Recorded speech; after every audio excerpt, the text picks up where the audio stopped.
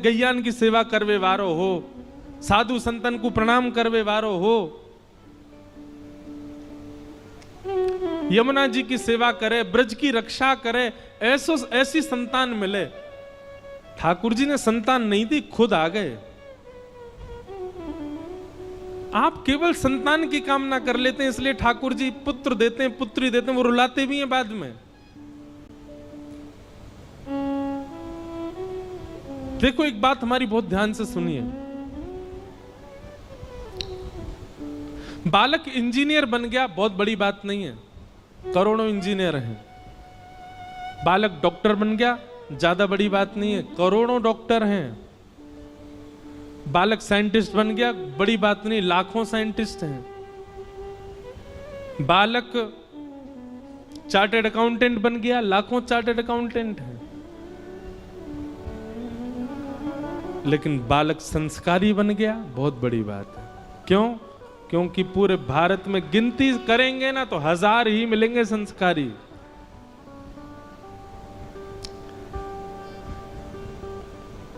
UPSC clear करने वाले को इतनी बधाइयां क्यों दी जाती हैं? क्यों? क्योंकि यूपीएससी क्लियर करने वाले बच्चे बहुत कम हैं भारत में। ऐसे ही संस्कारी बालक होना सौभाग्य की बात क्यों है? क्योंकि संस्कारी हैं बहुत कम। और क्षमा कीजिएगा, हम आपसे एक बात कह रहे हैं, बालक पढ़ लिख करके विद्वान बने, बालक बहुत ज्ञानवान बने, इस पर प्रकाश बाद में डालिए, पहले संस्कारी बने। संस्कारी बन गया तो सारे लक्षण ले आएगा अपने अंदर।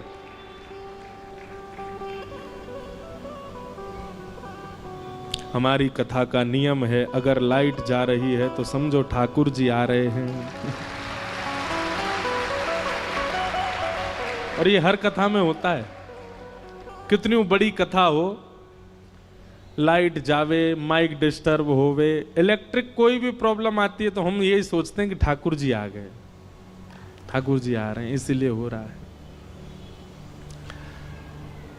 तो एक कथा आती है, हरपाल नामक भक्त हुए भगवान के। क्या नाम था? इधर देखो, यहां देखो, सब लोग सुनो। तो हरपाल नाम के एक भक्त थे भगवान के,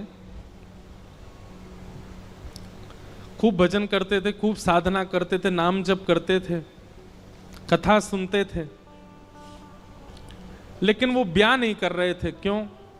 उनकी इच्छा थी कि जैसा मैं भजन करता हूं, जैसी मेरी भक्ति है, जैसा मेरा भाव ठाकुर जी के प्रति है, ऐसी कन्या मिले तो मैं ब्याह करूंगा, नहीं तो जीवन भर ऐसे ही रहूंगा। तभी उनके किसी रिश्तेदार ने आकर के बताया, बोले तेरे लायक कन्या मिल गई मुझको। तो हरपाल जी बोले, क्या क्या गुण है उस कन्या का? बोले उस कन्या ने शर्त रखी है, मैं उसी से ब्याह करूंगी जो रोज 1000 संतों को प्रसाद पवाता हो। हरपाल जी बोले, अब तो मुहूर्त भी नहीं निकलवाना, कल ही ब्याह करवा दो मेरा। ऐसी कन्या से तो मैं बिना मुहूर्त के ब्याह करूं। मुहूर्त उसके संग देखा जाता है जिसके संग यह संकोच हो या फिर यह दुविधा हो कि पता नहीं जीवन कैसा चलेगा, इससे तो मुझे भरोसा है बढ़िया जाएगा मेरा जीवन, इसी से ब्याह करा दो। कन्या ने शर्त रखी, हरपाल जी हम आपसे ब्याह तो कर रहे हैं पर हमारी शर्त मंजूर है ना, रोज 1000 संतों को प्रसाद पवाना पड़ेगा। बोला मैं निश्चित करूंगा, आप ब्याह कर लो। और ब्याह हो गया। हरपाल जी रोज 1000 महात्माओं को प्रसाद पवाते। अब देखो, अगर कोई संकल्प ले ले कि मैं 1000 महात्माओं को प्रसाद पवाऊंगा, अगर 100 महात्मा ज्यादा बढ़ जाएं, 200 महात्मा ज्यादा, उनको मना करेगा क्या? वो तो फिर अपराध बनेगा उससे। प्रसाद पवाने का संकल्प लिया तो जितने आए सबको बैठाने की जिम्मेवारी उसकी। ऐसी कथा में भी होता है, कथा में जितने लोग आए सबका स्वागत होना चाहिए, सबके लिए स्थान पर्याप्त होना चाहिए। कई जगह प्राइवेट कथा करा, हम तो मना कर देते, मत कराओ भैया, आपको अपराध लगेगा। क्यों? वैष्णव को पता चला कि कथा हो रही, वो सुनने आ गया, जगह नहीं मिली या फिर वो बैठ नहीं पाया तो आ गया, जगह नहीं मिली या फिर वो बैठ नहीं पाया तो खाली रहे भले ही स्थान, पर फिर भी स्थान बड़ा रखो ताकि कोई भी आए तो कोई रहे ना कथा से, नहीं तो कथा कराने वाले को अपराध लगता है। वैष्णव बिना सुने चला गया। तो हरपाल जी ने नियम ले लिया, रोज 1000 महात्माओं को भोजन कराते। अब 1000 की जगह कभी कभी 1200 भी हो जाते, 1300 भी हो जाते, 1500 भी हो जाते। लेकिन हरपाल जी करते कुछ नहीं थे, कमाई का कोई जरिया नहीं था। केवल दादा परदादाओं की पुश्त से जो उनके पुश्तैनी धन था उसी को ही खर्च करते जा रहे थे। 1 साल तक बढ़िया चला, 1.5 साल बढ़िया चला, लेकिन 1.5 साल बाद धीरे धीरे धन खत्म होने लगा। जैसे ही धन खत्म होने लगा हरपाल जी बड़ी चिंता में आ गए, क्या करें।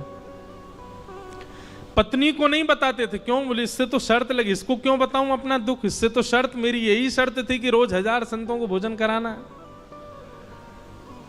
तो हरपाल जी ने बाहर जाते और दुकानदारों के यहां से जाकर के कर्जा लेने लगे। वो पुराने संपन्न थे तो किसी ने कर्जा देने से मना भी नहीं किया, सब देने लगे, बोले ले जा। इतना कर्जा कर लिया, 6-7 महीने तक कर्जे में भी उनके संत सेवा बंद नहीं हुई। 6-7 महीने बाद मांगने वालों ने मांगना शुरू किया, बोले हमारा दो, हमारा दो, हमारा दो। किसी का नहीं दे पाए तो पूरे नगर में ये हो गया कि भैया हरपाल जी अब पहले जैसी स्थिति में नहीं है, कर्जा इनको देना बंद करो, ये देते ही नहीं है पैसा लौटा करके। सब बिगड़ने लगा, धन नष्ट हो गया, इज्जत चली गई, लेकिन उनकी संत सेवा नहीं रुकी, रोज संत सेवा करते। एक दिन मन में विचार करने लगे, अब क्या करूं, अब तो मुझे कोई कर्जा भी नहीं देता, गहने भी सारे बिक गए, धन भी सारा खत्म हो गया। तो हरपाल जी ने मन बनाया कि मैं चोरी करूंगा, और चोरी करके ठाकुर जी, आप लोग मत करना ऐसा, चोरी करूंगा। हरपाल जी चोरी करने जाने लगे, लेकिन हरपाल जी का नियम था कि वो किसी के धन की चोरी नहीं करते थे। संपन्न लोगों के घर में जाते थे और उनकी रसोई घर की सामग्री चुरा लाते थे, चीनी, दाल, आटा, चावल, मूंग, नमक, मिर्च, ताकि भंडारा हो जाए सवेरे। इस प्रकार महाराज चोरी होने लगी, एक घर की हुई, 2 घर, अब तो हल्ला होने लगा, बोले कि घरों की सामान राशन चोरी हो जाता है। वो बड़ा विचित्र चोर है, धन नहीं चुराता है, राशन चुरा के भागता है। ऐसी चोरी होने लगी महाराज। अब तो लोगों ने अपने अपने घरों में पहरेदारी शुरू कर दी कि चोरी ना हो। तो हरपाल जी को और दिक्कत होने लगी, क्या करें, कैसे करें। धीरे धीरे हरपाल जी इस स्थिति में आ गए कि अब संपन्न लोगों के यहां उन लोगों को ढूंढते जो ना कभी संत सेवा करते ना वैष्णव सेवा करते, और उन लोगों के यहां जाकर के थोड़ा बहुत धन चुरा लेते, स्वर्ण चुरा लेते। करना कुछ नहीं, अपना घर नहीं बनाते थे, बसाते थे, संत सेवा करते थे। ठाकुर जी रीझ गए हरपाल से। ठाकुर जी बोले देखो ये सब चोरी कर करके और मेरे संतों को पवारा है। ठाकुर जी बोले इस पर अनुग्रह करने जाना है। भगवान सिंहासन से उठ करके तैयार होने के लिए गए और बढ़िया महाराज नकली सी मूछ लगा करके, ऊपर सिर पर पाग पहन करके और थोड़ा पेट सा बाहर निकाल के, गले में खूब सारी जंजीर डाल के, हाथों की हर उंगली में अंगूठी पहन करके, सोने की जूतियां डाल करके, कौंधनी सोने की पहन करके, और एक बैंत समझते, वृद्ध लोग लेकर के चलते, बैंत, सोने का मड़ा हुआ बैंत लेकर के ठाकुर जी तैयार हो गए, एक सेठ जी बन गए। लक्ष्मी मैया ने पूछा भगवान बड़ा सुंदर स्वरूप धारण किया, कहां जा रहे हो? बोले अपने भक्त से मिलने जा रहे हैं। रुक्मणी जी बोली मैं भी चलूंगी। भगवान बोले तुम मत चलो, तुम उसको पहचान नहीं पाओगे, तुमसे अपराध बनी जाएगा। बोले नहीं नहीं, भक्त दर्शन करने मैं तो जाऊंगी। भगवान बोले जल्दी तैयार हो जाओ। सब लोग इधर देखो, वहां से कोई सामग्री आ रही है, कथा यहां हो रही है, इधर देखो, और फिर हम आंख बंद कर लेंगे चाहे आप कहीं देखो। आंख खुली है तो हमको ही देखो। रुक्मणी जी एक सेठानी बन गई, ठाकुर जी सेठ जी बन गए, और दोनों ने मन में विचार किया कि हरपाल जी को दर्शन देना है। और यहां हरपाल जी की स्थिति क्या थी? अब संत सेवा के लिए कहीं से भी धन नहीं मिल रहा था, तो हरपाल जी एक मार्ग पर जाकर के बैठ गए और सोचने लगे कोई धनवान यहां से निकलेगा तो उसको लूट लूंगा और लूट के भाग जाऊंगा, सारा धन संत सेवा में लगा दूंगा। तभी उस मार्ग पर कोई और तो आया नहीं, ठाकुर जी सेठ बन करके आ गए। और महाराज खूब सारे गहने पहन करके, पाग बढ़िया सोने की जड़ाऊ पाग पहन करके, ऐसे वस्त्र पहन करके और छम छम करते चलते आ रहे हैं। उन गहने ही बज रहे हैं ठाकुर जी के।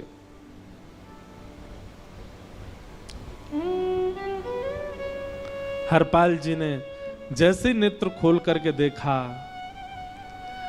ठाकुर जी के रूप यौवन और सबरी उनके श्रृंगार को देख करके हरपाल जी बोले, ये तो एक आध साल के भंडारे की व्यवस्था आ रही है सामने से। इतने में ही सेठानी जी रुक्मणी जी भी आई, उनको ओहो, ये तो कम से कम 5-10 साल की व्यवस्था आ रही है। अगर ये दोनों लूट लिए जाएं तो 10 साल चोरी नहीं करनी पड़ेगी। देखो कितना धन संपन्न। हरपाल जी के बगल में जैसे ही ठाकुर जी पहुंचे, हरपाल जी बोले, भैया जय श्री कृष्ण, प्रणाम। ठाकुर जी तो नाराज हो गए, क्या भगवान का नाम बोलता है सुबह सुबह? तुम सब लोग बड़े पाखंडी हो, ढोंगी हो, और हमने सुना इस गांव में एक रहता है, वो चोरी डकैती करता है और फिर कहते हैं संत सेवा करता है, ऐसी क्या? ऐसे ही ठाकुर जी पहुंचे, हरपाल जी बोले, भैया जय श्री कृष्ण, प्रणाम। ठाकुर जी तो नाराज हो गए, क्या भगवान का नाम बोलता है सुबह सुबह? तुम सब लोग बड़े पाखंडी हो, ढोंगी हो, और हमने सुना इस गांव में एक रहता है, वो चोरी डकैती करता है और फिर कहते हैं संत सेवा करता है, ऐसी क्या बात की चोरी? भैया करता तो चोरी है, भली उससे भली संत सेवा करता हो, नाम उसका हरपाल है, हम सब जानते हैं। भगवान का नाम मत लो हमारे सामने। हरपाल जी समझ गए, वो तो बिल्कुल भगवत विमुख है, इसकी तो एक अंगूठी भी नहीं छोड़नी मुझको, इसका तो सब लेके जाऊंगा। अगर ये बदले में जय श्री कृष्णा बोलता तो एक आध गहना छोड़ देता इसका में, पर ये तो इतना बिगड़ रहा है भगवान का नाम सुन के, इसका कुछ नहीं छोड़ूंगा, सब ले जाऊंगा।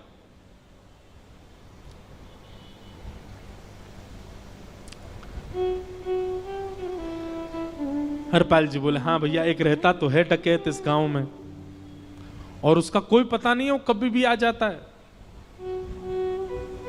लेकिन एक मार्ग जंगल में होकर के है, उसमें गांव में नहीं जाना पड़ता, जंगल से गुप्त चुप निकल करके पूरे गांव पार हो जाएंगे, आप शहर पहुंच जाओगे। उसका रास्ता मुझे ही पता है। सेठ जी बोले, तो तुम हमको पार करवा दो। हरपाल जी बोले, मैं पार तो करवा दूंगा, लेकिन भगवान मेरे घर कुछ मेहमान आए हैं, उनके भोजन आदि की व्यवस्था के लिए मैं तो बाजार आया था, मेरे पे धन नहीं है, आप यदि मुझको कुछ दे देंगे तो मैं घर पर व्यवस्था करके आऊंगा, तुरंत आपको लेकर के गांव पार करवा दूंगा। ठाकुर जी ने उसको कुछ सोने की मोहर दे दी, बोले लो तुम अपने घर की व्यवस्था कर आओ। हरपाल जी ने सामग्री खरीदी, घर पर पहले व्यवस्था करके आए, बोले आज की व्यवस्था हो जाए, क्योंकि आज तो 10 साल का सब चोरी करना, समय लगेगा। पत्नी से कहा भोजन प्रसादी बनाओ, संतों को पवाओ, संत पूछेंगे मैं कहां है तो कहना कि आप लोगों की 10 साल की व्यवस्था करने गए आज। हरपाल जी लौट करके आए और सेठ जी से कहा, आइए आइए चल दीजिए मेरे साथ और हमारे संगी चलना बिल्कुल। ठाकुर जी रुक्मणी जी चलने लगे। जैसे ही विहंगम जंगल में पहुंचे, भयंकर भयावह जंगल, बीच जंगल में जैसे ही पहुंचे, हरपाल ने पीछे मुड़ करके देखा, दोनों चले आ रहे हैं। तुरंत महाराज वो तो अपने रूप में आ गया, शेर की तरह गर्जना करने लगा, अपनी लाठी धर दी सामने और अपने सिर का स्वाफा निकाल करके सामने बिछा दिया। भगवान जो सेठ जी के रूप में आया, भगवान बोले, भैया ये क्या कर रहे हो? बोले, मैं ही हरपाल हूं। सारे सामग्री निकालो, डाल दो यहां पे, एक चीज भी मत छोड़ना, नहीं तो तुम जानते नहीं हो तुम्हारा क्या करूंगा। ठाकुर जी तो थर थर कांपने लगे। रुक्मणी जी बोली, देखो कैसा नाटक कर रहे हैं, रावण के आगे नहीं डरे थे, कुंभकर्ण के आगे नहीं डरे, हिरण्यकश्यप के आगे नहीं डरे, और वो हरपाल के आगे ऐसे कांप रहे हैं। भगवान तो मन की सब समझ जाते हैं, कौन ही मारने, वो तुम भी कांपो क्यों? बोले भक्त है भैया, ये हमारो भक्त है। अनुब्रजम में हम नित्यम पूये ये तन्य रेणु भी, इसने हमारे लिए सब गवा दिया, हमारे वैष्णव संतों के लिए सब लुटा दिया, इसके आगे भयभीत होने में कोई लज्जा नहीं। लक्ष्मी नारायण दोनों कांप रहे हैं और हरपाल कह रहा सब निकालो, सेठानी जी कान के कुंडल उतारो। कान कुंडल उतार दिए, नाक की नथनी उतार दी, सब उतार के धर दिए, हाथों के सब कड़ूला आदि भी धर दिए। भगवान ने भी अपने सब उतार। बोले बैंत कहाँ लेके जा रहे, उसको भी धर दो। बोले अरे भैया बुढ़ापे की लाठी, हम गिर जाएंगे। बोले कुछ नहीं गिरोगे, धर दो इसको। जीवन में कभी राम ना, जय श्री कृष्ण बोलने पे चिल्ला रहे थे मुझ पे, रखो इसको यहाँ पे। सारा धर दिया। बोले बहुत बढ़िया हो गया, अब 10 साल की व्यवस्था हो गई। इतने में भगवान की कनिष्ठ उंगली में एक अंगूठी थी।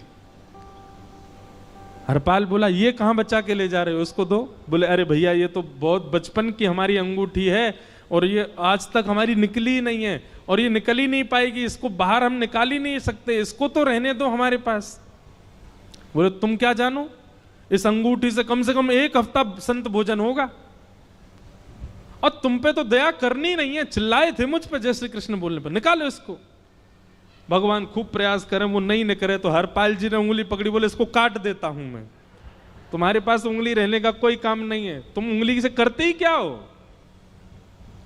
और महाराज जैसे ही उंगली पकड़ करके काटने का मन किया, वो काटने ही वाले थे, इतने में ही द्वारिकाधीश भगवान शंख चक्र गदा पद्म धारण करके प्रकट हो गए सामने। रुक्मणी जी महालक्ष्मी के रूप में प्रकट हो गई और दोनों ने अपने अंक में हरपाल को भर लिया। हरपाल जी समझ नहीं पा रहे ये क्या हुआ, दूर हटे। बोले नाथ, हम साक्षात द्वारिकाधीश, ये साक्षात रुक्मणी तुम्हारी भक्ति से प्रसन्न होकर तुमको दर्शन देने आए हैं। हरपाल जी घुटने के बल बैठ गए, रोने लगे, सर रख दिया चरणों में, पटकने लगे। बोले नाथ, मैंने अपने नाथ को लूटा, आज मैंने अपने स्वामी के साथ डकैती कर रहा था, मैं अपने स्वामी की उंगली काटने पर मजबूर हो गया था, इसका मतलब तो मैं पापी हूं। मेरा पाप इतना प्रचंड हो गया कि मैं आपके रूप को नहीं पहचान पाया।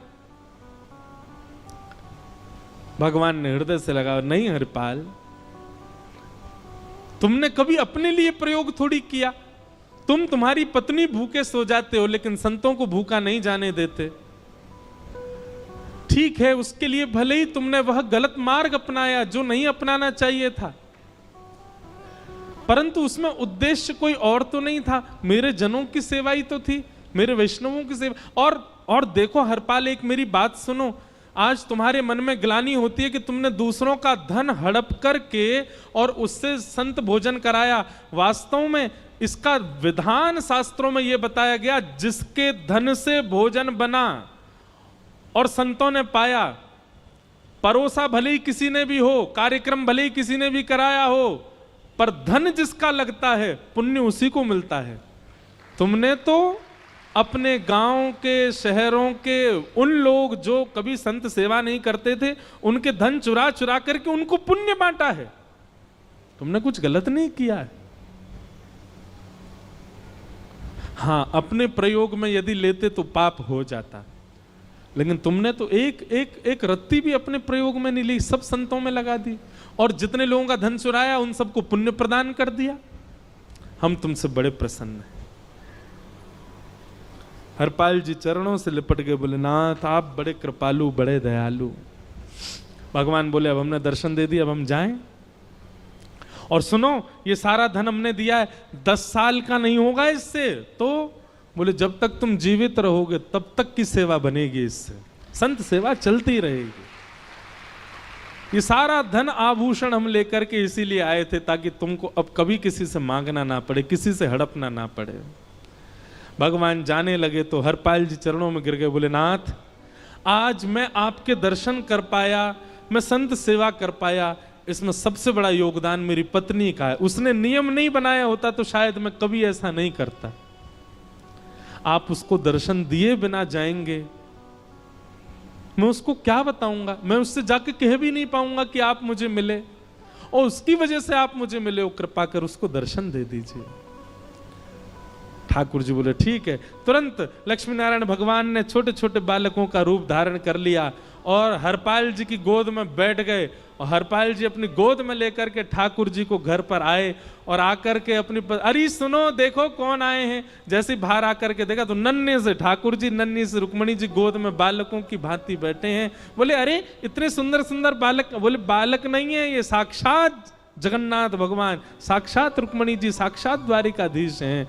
तुरंत ठाकुर जी अपने रूप में प्रकट हो गए और दोनों दंपति को दर्शन दे करके भगवान वहां से प्रस्थान कर गए।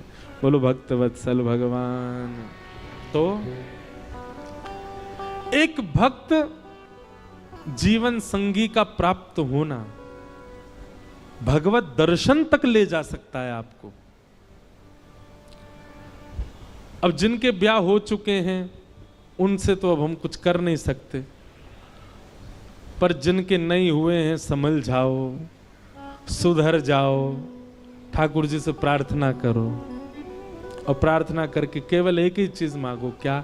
हम गृहस्थी हैं नाथ, यह गृहस्थाश्रम है, हम इसमें आ चुके हैं, अब कृपा करके हमारे जीवन में जो भी आए वो आपका भक्त आए। लेकिन आपके अथक प्रार्थना करने पर भी ठाकुर जी ने यदि नहीं दिया तो भी चिंतित मत होइएगा। मीराबाई को भी नहीं मिले अनुकूल, करमेती बाई को भी नहीं मिले अनुकूल, सक्कूबाई को भी नहीं मिले अनुकूल पति, अरे नामदेव जी को भी नहीं मिली अनुकूल पत्नी।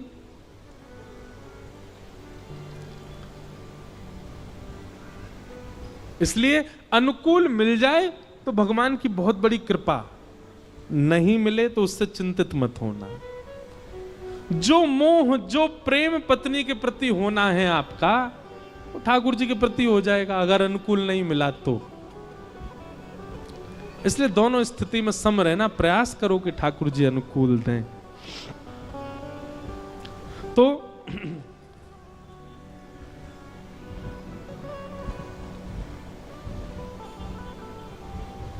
कर्दम ऋषि ने भगवान से प्रार्थना करके कहा कि मुझे एक अनुकूल पत्नी मिले, नाथ कृपा करो। और कैसी पत्नी मिले? जो मुझसे ज्यादा आपसे प्रेम करे, मुझसे ज्यादा आपका भजन करे, मुझसे ज्यादा आपको ध्याए। कर्दम ऋषि की बात सुनकर के भगवान बड़े प्रसन्न हो गए। भगवान ने कहा, बोले ऋषि परसों स्वयंभू मनु तुम्हारे यहां आएंगे अपनी पुत्री देवहूति को लेकर के, वही तुम्हारे लिए अनुकूल है, उससे तुम ब्याह कर लेना। कर्दम ऋषि बोले मतलब क्या मुझे कहना पड़ेगा कि अपनी बेटी से मेरा ब्याह करा दो? ये तो बड़ा अटपटा लगेगा। भगवान बोले चिंता नहीं, हमने सब व्यवस्था कर दी। हमने नारद जी से जाकर के उनकी बेटी को आज्ञा दिलवा दी कि आपका ब्याह तो केवल नारद जी से, उनसे, कर्दम ऋषि से होगा। वो अपनी बेटी का ब्याह करने ही आपके यहां आएंगे, आप उनसे ब्याह करना, आपका जीवन मंगल में होगा। कर्दम ऋषि का देवहूति माता के साथ ब्याह हुआ, 9 पुत्रियों ने जन्म लिया, 10वें संतान के रूप में भगवान कपिल प्रकट हुए। अच्छा, ये भी बड़ी अद्भुत कथा है। जब कर्दम ऋषि ने वरदान मांगा कि मुझसे ज्यादा आपसे प्रेम करने वाली मुझे कन्या से मेरा ब्याह हो जाए, ठाकुर जी इतने प्रसन्न हो गए। भगवान ने कहा एक वरदान हम तुम्हारा पूरा करेंगे, एक वरदान हम अपनी तरफ से देंगे। भगवान बोले देवहूति से तुम्हारा ब्याह होगा तो तुम्हारी कामना पूरी हो गई। अब एक वरदान हम अपनी तरफ से देंगे कि तुम्हारे यहां पुत्र बन के हम ही आएंगे, हम ही तुम्हारे पुत्र बन के आएंगे। क्योंकि भक्त पत्नी, भक्त पति, तो निश्चित है संतान हमारी, हम जैसी ही प्रकट होगी। 9 पुत्रियों के बाद 10वें पुत्र के रूप में भगवान कपिल प्रकट हुए। और कपिल भगवान के प्रकट होते ही कर्दम ऋषि ने चरणों में प्रणाम किया, जान गए भगवान आए हैं। भगवान कपिल का बाल्य रूप नहीं बताया भागवत में ज्यादा, धीरे धीरे वो बड़े हो गए। कर्दम ऋषि ने प्रणाम करके कहा नाथ मुझे आज्ञा दो। बोले आप जाइए वन में जाके भजन करो, हम मां के पास रहेंगे। कर्दम ऋषि वन में चले गए और देवहूति माता के साथ भगवान कपिल रहते हैं। देवहूति माता भी ये बात जानती हैं कि मेरे पुत्र साक्षात भगवान है। एक दिन देवहूति माता ने सही समय जान करके अपने पुत्र को आसन पर बैठा दिया और स्वयं चरणों में बैठ करके कहने लगी, मैं आपसे कुछ प्रश्न जिज्ञासा करना चाहती हूं, पूछो। यही कपिल देवहूति संवाद है। थोड़ा बहुत हम 2-4 प्रश्न सुन लेते हैं, उसके बाद कथा विराम देंगे। और कल की बात सुन लो, कल ठाकुर जी का जन्मोत्सव है। कथा में कल सब लोग बढ़िया सुंदर सज धज के आना, बस ज्यादा आभूषण पहन के मत आना, कहीं पता चली हरपाल जी आ गए तो हरपाल जी मतलब कथाओं में कई लोग आ जाते हैं जो खींच ले जाते हैं, इसलिए व्यवस्थित होके आना। कल ठाकुर जी का नंदोत्सव मनाया जाएगा ठीक 2 बजे से। आज भी थोड़ा विलंब हुआ पर कल 2 बजे से ही कथा होगी और 5-5:30 बजे ही नंदोत्सव होगा, इसलिए आप लोग विलंब नहीं करना, कल समय से आ जाइएगा, खूब सुंदर बन के आना, खूब आनंद के साथ खूब उत्सव मनाएंगे। कल ठाकुर जी का 2 से 5 कथा रहेगी और फिर उत्सव के बाद सबको बधाई भी मिलेगी। बधाई ले लेकर के सब लोग अपने घर जाना। फिर अगले दिन गोवर्धन लीला, उसके अगले दिन रुक्मणी विवाह और फिर कथा विश्राम होगी। विश्राम वाले दिन की कथा भी हो सकता है 1-8 घंटा पहले शुरू हो, क्योंकि रात्रि में ही हमको प्रस्थान करना है। तो वैसे तो 2 से 5 ही समय है, विश्राम वाले दिन ज़्यादा से ज़्यादा 1 से 4 हो जाएगा, इससे ज़्यादा पहले नहीं करेंगे। तो आप सब लोग समय का ध्यान रख के आइएगा। हम कुछ प्रश्न देवहूति के सुन करके और फिर कथा को विराम देंगे, बहुत ध्यान से सुनिएगा।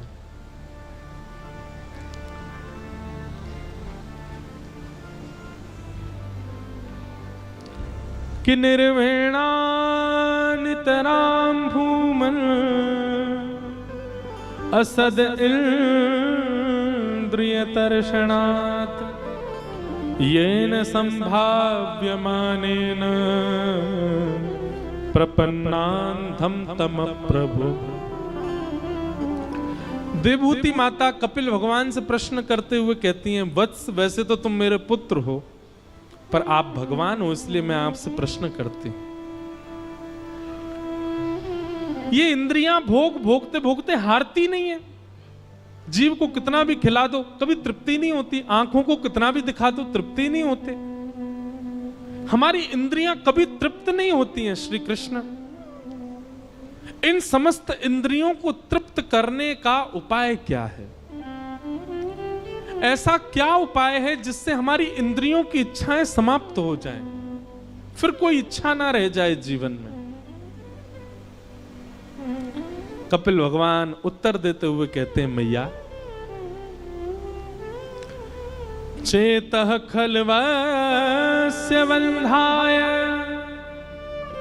मुक्तये चात्मनो मतिं गुणेषु सक्तं बन्धाय रतं वा पुंसि मुक्तये।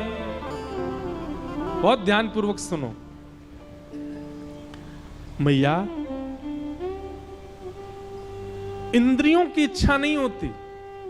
इंद्रियां जानते हैं आप किसको कहते हैं? हमारे शरीर में कितनी इंद्रियां होती हैं? 10।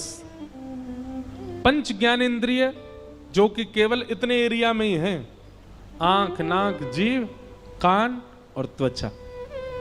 और पंच कर्म इंद्रिय हाथ, पैर, मुख और 2 गुप्त इंद्रिय, 10 इंद्रियां हैं। मैया इंद्रियों की कोई इच्छा नहीं होती। आप गलत बोल रही हो। भगवान कह रहे हैं नेत्रों की सुंदर देखने की इच्छा नहीं है, जीव की कुछ खाने की इच्छा नहीं है, कानों की कुछ और सुनने की इच्छा नहीं है। ये समस्त इच्छाएं हैं मन की, इंद्रियों की नहीं है मां। हम कभी अस्वस्थ हो जाते हैं, बीमार हो जाते हैं तो डॉक्टर हमको परहेज बताते थे। क्या बोलते हैं? क्या खाओ? बोलो दलिया खाओ। क्या खाओ? खिचड़ी खाओ। कई बार तो बड़े भयानक परहेज बता देते हैं, दही मत खाओ, दूध मत पियो, चाय मत पियो। कभी किसी को भगवान ना करे हो पीलिया हो जाता तो उसको कहते पीली वस्तु मत खिलाओ, दाल बंद कर दो, कढ़ी बंद कर दो। अच्छा, एक बात आपने कभी देखी, डॉक्टर जिसका परहेज बताता उसी को ज्यादा खाने का मन करता है। वैसे रोटी बढ़िया नहीं लगे लेकिन एकादशी वाले दिन रोटी की बड़ी याद आती है। वैसे चावल बढ़िया नहीं लगे लेकिन एकादशी वाले दिन चावल बहुत भाते हैं। जिस दिन परहेज होता है उस दिन ज्यादा अच्छा लगता है। ये मानव स्वभाव है कि संयोग जब किसी वस्तु का होता है हम उसका मूल्य नहीं समझते, उसके वियोग में हमको उसकी स्मृति होती है।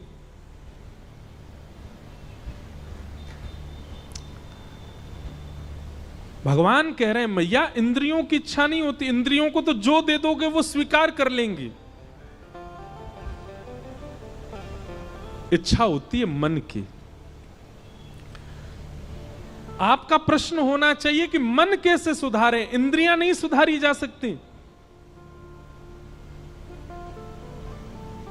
किसी व्यक्ति को जेल हो जाए, उसको बोला जाए ए तुमने उस आदमी को गोली क्यों मारी, वो कहे मैंने नहीं मारी, मेरे हाथ ने मारी थी, मेरे हाथ को दंड दे दो, तो जज क्या कहेगा, ये पागल हो गया, इसको पागल खाने भेजो। क्यों भाई, हाथ तो वही करेगा जो तू चाहेगा। और वो तो ये चाहने वाली स्थिति किसकी होती है, मन की। कर्म तो मन ही करवाता है ना मैया, इंद्रियां नहीं सुधारी जाती, मन सुधारा जाता। और मन सुधर जाएगा समस्त इंद्रियां अपने आप सुधर जाती हैं। और मन को सुधारने का एक ही उपाय है, क्या, सत्संग।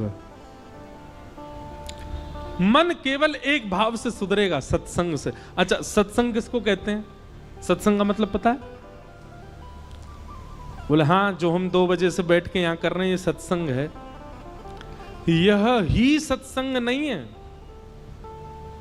धोती पहन के रहना यह भी सत्संग है, तिलक धारण करके रहना यह भी सत्संग है, कंठी माला पहनना यह भी सत्संग है, किससे बात करना किससे ना करना यह भी सत्संग है, क्या खाना क्या नहीं खाना यह भी सत्संग है। आपकी संपूर्ण दिनचर्या सत्संग कहलाती है।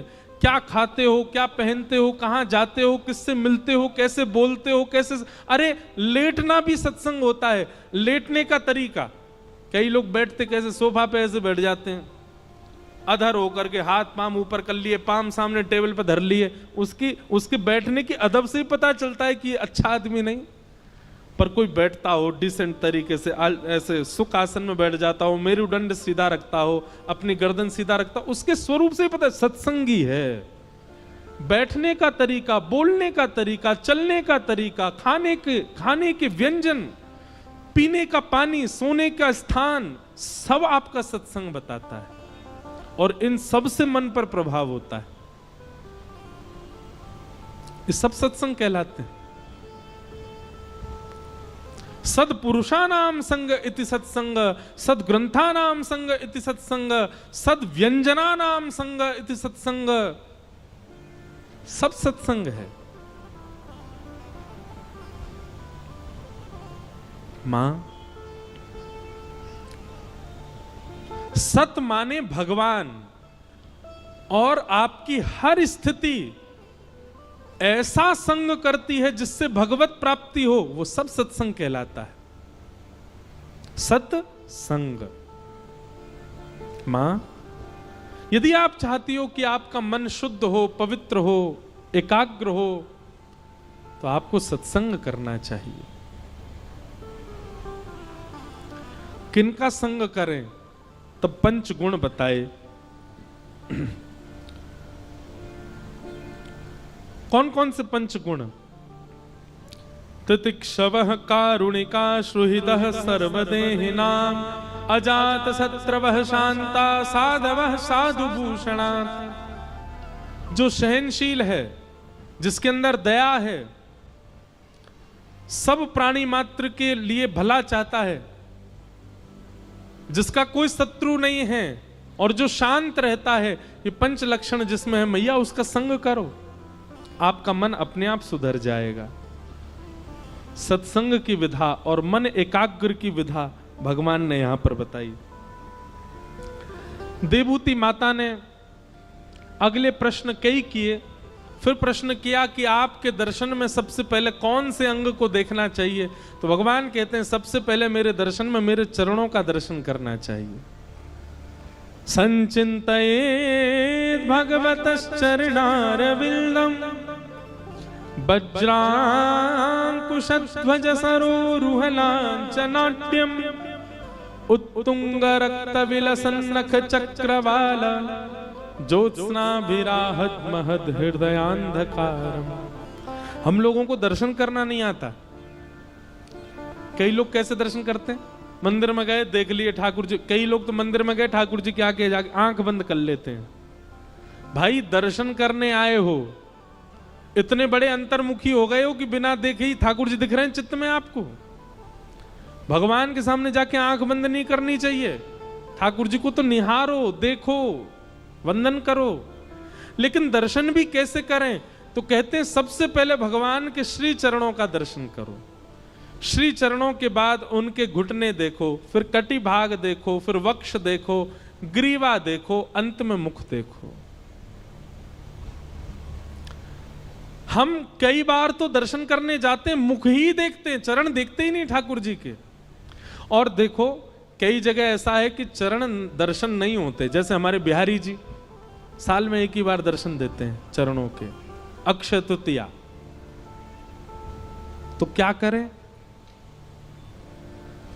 तो जिस ऐसे देव के दर्शन करो जिनके चरण दर्शन नहीं हो रहे हैं, तब उनके जिस अंग का नीचे दर्शन हो रहा है वहां से लेके ऊपर तक दर्शन करके चरणों की भावना रख लो। भावना मतलब विचार कर लो ठाकुर जी के कैसे चरण हैं। तो सुनो, उत्तुंग रक्त विलसन्नख चक्रवाल, कमल जैसे ठाकुर जी के चरण हैं। ध्याकुर जी के नख जो हैं ऐसे लगते हैं मानो एक एक चंद्रमा विराजमान हो, ऐसा प्रकाश उत्पन्न हो रहा है। वज्रांकुशध्वज सुरोरुहलांचनाड्यम, वज्र, अंकुश, ध्वजा आदि आदि चिन्ह भगवान के चरणों में हैं। ये सब विचार कर लो। लेकिन सर्वप्रथम दर्शन भगवान के चरणों का ही करो। हमने एक कथा में एक बात कही थी कि आप एक नियम बना लीजिए। क्या? 15 दिन तक अपने प्रिय मंदिर जाओ और मंदिर जाकर के केवल ठाकुर जी के श्री चरणों का दर्शन करो, मुख का दर्शन मत करना। आपका आकर्षण होगा उनके मुख की ओर। वो कितने भी सुंदर बन के क्यों ना खड़े हों, कितने भी अच्छे प्यारे क्यों ना लग रहे हों, आप जाकर के नेत्रों से गाढ़ करके केवल उनके चरणों को देखना, मुख मत देखना। 15 दिन बाद आप अनुभव करेंगे कि 15 दिन तक आपने ठाकुर जी के चरणों के दर्शन किए तो 15वें दिन आपके स्वप्न में या आपके नेत्रों में ठाकुर जी खुद अपना मुख दिखाने आएंगे।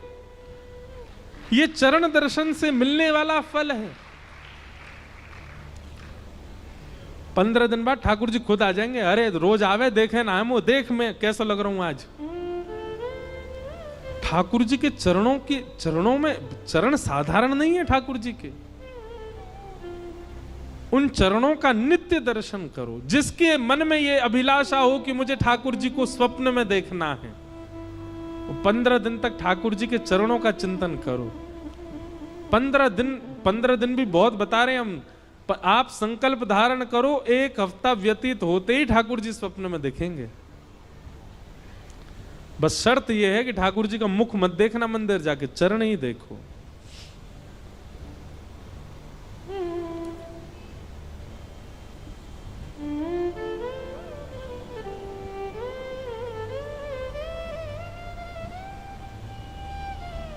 सबने चरणों की वंदना गाई, चाहे वो मीराबाई हो, चाहे वो तुलसीदास हो, चाहे वो रैदास हो, चाहे वो सूरदास हो, चरणों की वंदना सबने की है।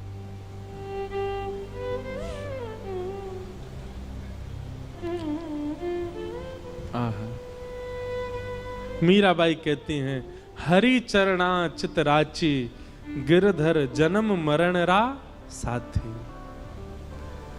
मीराबाई कहती हैं गोवर्धन गिरधारी जी सुध लेना हमारी, मीरा के प्रभु गिरधर नागर, चरण कमल बलिहारी, सुध लेना हमारी। गोवर्धन गिरधारी सुध लेना हमारी। चरणों की वंदना किसने नहीं गाई? सबने गाए हैं। तो भगवान कहते हैं मैया मंदिर में आती सबसे पहले मेरे श्री चरणों का दर्शन करो, श्री चरणों का अनुभव करो। तत्पश्चात मैया ने और भी प्रश्न किए, ठाकुर जी से प्रार्थना करी। भगवान सबके उत्तर देते जा रहे हैं और सबके उत्तर में कोई ना कोई भाव ठाकुर जी सुंदर सुंदर बता रहे हैं। इस प्रकार देवहूति माता के अनेक प्रश्नों के उत्तर यहाँ कपिल देवहूति संवाद में कहे जा रहे हैं। हम सबको प्रणाम मात्र करते हैं। कल ठाकुर जी का नंदोत्सव मनाया जाएगा। आप सब लोग 2 बजे ही 1:30 बजे ही उपस्थित हो जाना। 2 बजे से कथा का प्रसंग रहेगा।